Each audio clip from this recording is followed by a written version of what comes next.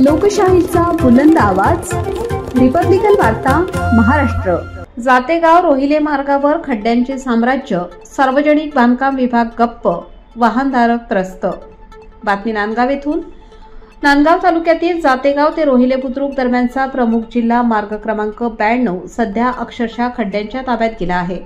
या रस्त्यावरून दररोज होणारी अवजड वाहनांची वाहतूक पाहता हा जिल्हा मार्ग की राष्ट्रीय महामार्ग असा प्रश्न नागरिकांमध्ये उपस्थित होत आहे। वाढत्या वाहतुकीमुळे रस्त्याची दुरवस्था दिवसेंदिवस वाढत असून धुळीचे साम्राज्यही निर्माण झाले आहे। त्यामुळे वाहनधारकांना तसेच प्रवाशांना श्वास घेणेही अवघड झाले आहे। बोलठाण ते रोहिले बुद्रुक पर्यंतचा प्रवास आता जोखमीचा प्रवास ठरत असून नागरिकांना खड्डे चुकविताना मोठी कसरत करावी लागत आहे।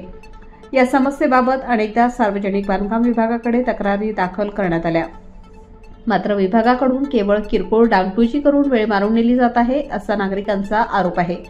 स्थानिक नागरिकांनी सांगितले की या रस्त्याच्या खड्ड्यांमुळे रोज किरकोळ अपघात होत असतात।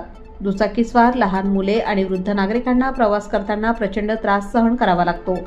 एखादी गर्भवती महिला रुग्णालयात नेत असताना या खड्ड्यांमुळे जीव धोक्यात येण्याची शक्यता निर्माण होते। या गंभीर परिस्थितीकडे ना सार्वजनिक बांधकाम विभाग लक्ष देत आहे ना स्थानिक लोकप्रतिनिधी। त्यामुळे नागरिकांमध्ये संताप व्यक्त केला जात आहे।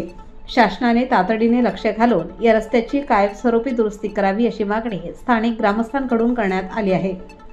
रिपब्लिकन वार्ता महाराष्ट्र न्यूजसाठी नांदगाव प्रतिनिधी मुक्ताराम बागुल, नाशिक।